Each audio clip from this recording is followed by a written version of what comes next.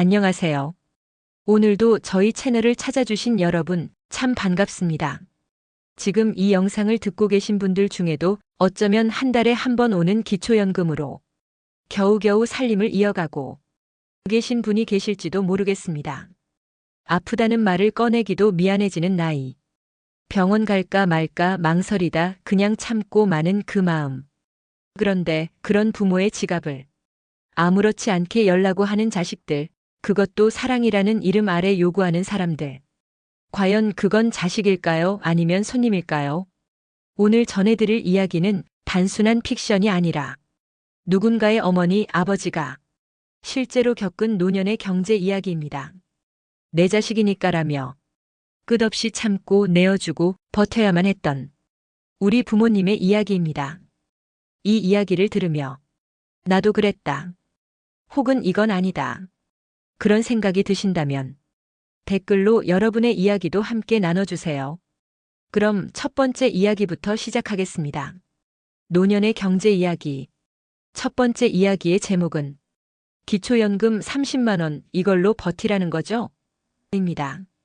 지금부터 들려드리겠습니다. 80세 윤철 씨는 서울 외곽의 낡은 빌라에 혼자 삽니다. 단열도 잘 안 되는 3층짜리 건물의 반지하. 겨울엔 찬 바람이 바닥으로 스며들고 여름엔 습기 냄새가 눅눅하게 눌러앉습니다. 한 달 수입은 딱 기초연금 30만 원. 그걸로는 월세도 내기 빠듯해서 다행히 20년 전 국가유공자로 지정돼 보증금 없이 사는 곳입니다. 자식은요? 물어보는 사람도 간혹 있습니다. 윤철 씨에겐 아들 하나, 딸 하나가 있습니다. 하지만 딸은 결혼하고 연락이 끊긴 지 8년, 아들은 3년 전 마지막으로 전화했을 때 사업이 어려우니 도와달라고 했습니다. 그 후론 감감무소식입니다. 윤철 씨의 하루는 이렇게 시작됩니다. 편의점에서 유통기한 임박 상품을 고르고 시장에 나가 할인 스티커 붙은 채소를 찾습니다. 요즘은 묵은지 하나면 밥 한 공기 뚝딱이에요. 그 말이 어쩐지 가슴을 콕 찌릅니다. 도시가 주는 외로움은 조용히 스며듭니다. 문 앞에 놓인 전단지는 며칠째 그대로고 벽에 기댄 전기장판은 되도록 낮은 온도에 맞춰두기라는 메모가 붙어 있습니다. 전기세라도 아끼려고요. 같은 건물 2층에 사는 정순 할머니는 한파 경보가 내린 날 보일러가 끊겨버렸습니다. 도시가스 요금이 밀린 겁니다. 그 얘기를 들은 윤철 씨는 남은 현금 3만 원 중 2만 원을 봉투에 담아 할머니 문 앞에 놓아두었습니다. 우리끼리 안 도우면 누가 도와줘요? 그 말이 참 오래 남습니다. 누군가는 왜 자식들한테 손 안 벌리냐고 묻겠지만 윤철 씨는 조용히 웃습니다. 자식 키운 보람은 있지만 의지할 생각은 애초에 없었어요. 기초연금 30만 원. 그게 윤철 씨 인생의 전부는 아니지만 오늘을 버틸 수 있는 이유가 되긴 합니다. 사는 게 고단해도 오늘 하루를 무사히 넘겼다는 것. 그게 어쩌면 노년의 가장 큰 승리일지 모릅니다. 이런 어르신들의 삶이 우리 곁에도 있습니다. 혹시라도 부모님이 혹은 이웃이 말없이 이런 하루를 보내고 있다면 우리가 먼저 다가가야 할 때일지도 모릅니다. 이어지는 노년의 경제 이야기 2편은 아들이 저희 집 담보로 대출을 받았더라고요입니다. 76세 명자 씨는 경기도의 오래된 주택에 살고 있습니다. 남편은 10년 전 뇌졸중으로 세상을 떠났고 지금은 혼자 조용히 밭을 일구며 살아갑니다. 자식은 아들 하나. 명자 씨가 지어준 이름 태성. 태성이는 젊은 시절부터 사업을 하겠다고 집을 자주 비웠고 어릴 적부터 자주 명자 씨에게 말했습니다. 엄마, 나 나중에 돈 많이 벌어서 호강시켜줄게. 그런 아들 태성이 1년 전쯤 전화를 걸어왔습니다. 엄마, 집 담보 좀 잡을게. 한두 달만 쓰고 바로 갚을게.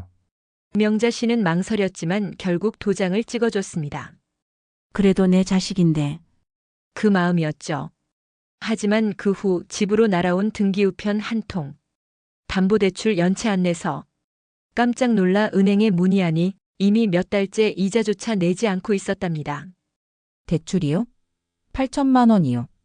아드님 이름으로 돼 있어요. 태성이는 그 뒤로도 몇 번 전화를 걸어왔습니다.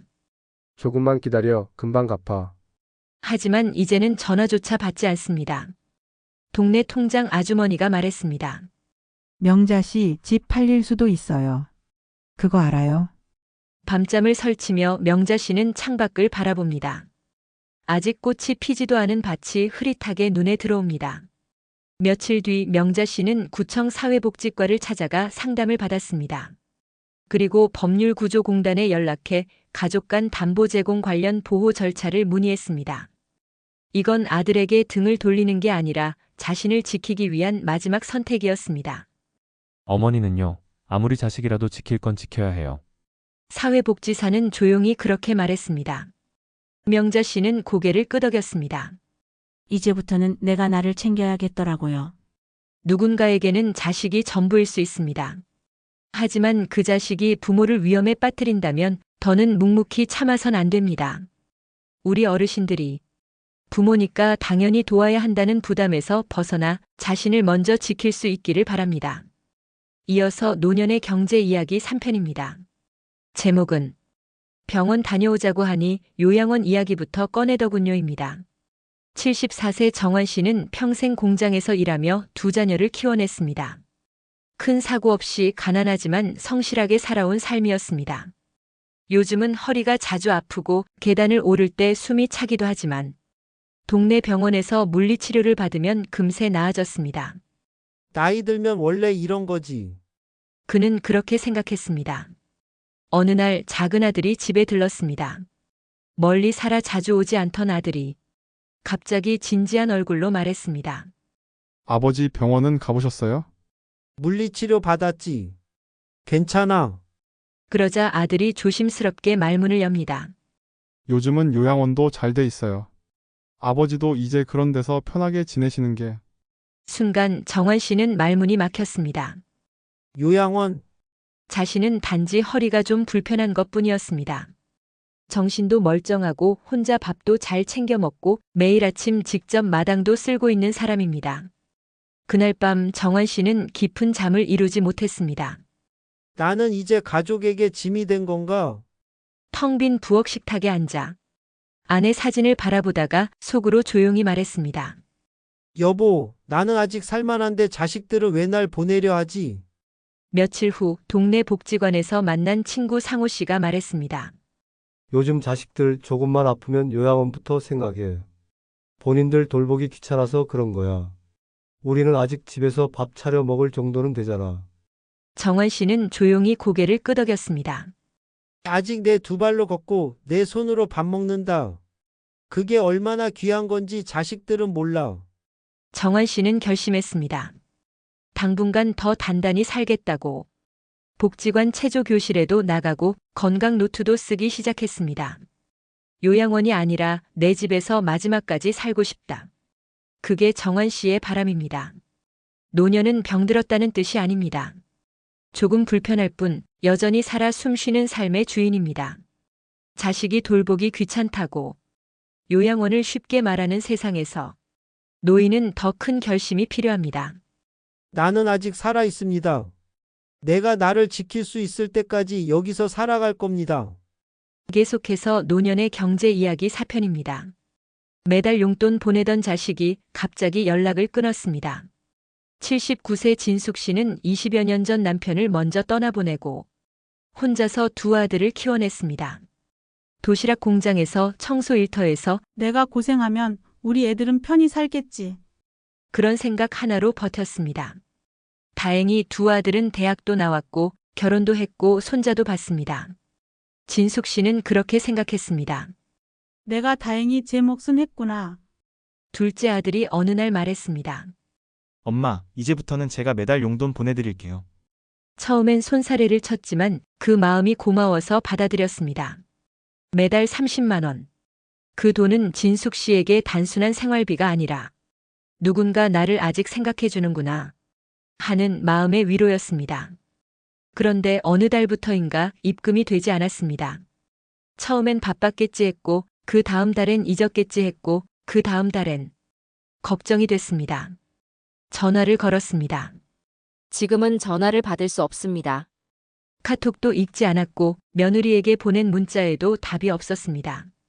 진숙 씨는 복지관에 나가 조심스럽게 털어놓았습니다. 그러자 상담사가 말했습니다. 어르신, 부모를 경제적으로 이용하다가 끊는 자녀들 요즘 많아요. 자식이 꼭 도와줘야 한다는 법은 없지만 관계는 한쪽이 일방적이면 오래 못 갑니다. 진숙 씨는 그날 처음 알았습니다. 자식도 결국 하나의 인간일 뿐이며 기댈 존재가 아니라 서로 지켜줘야 할 존재라는 걸요. 진숙 씨는 그 후 스스로 생활비를 관리하기 시작했습니다. 경로당 반찬 봉사에 나가고 시청에서 주는 교육비 지원도 받아 핸드폰으로 영상 통화하는 법도 배웠습니다. 그리고 스스로에게 이렇게 말했습니다. 기댈 곳이 없다고 느끼기보다 이젠 내가 나를 챙기는 게 우선이다. 부모와 자식 사이에도 기대와 책임의 균형이 필요합니다. 누군가의 사랑은 늘어날수록 그 무게도 함께 커지기 때문입니다. 이제는 어르신도 기다리는 사랑 말고 스스로 지켜내는 사랑을 해도 좋습니다.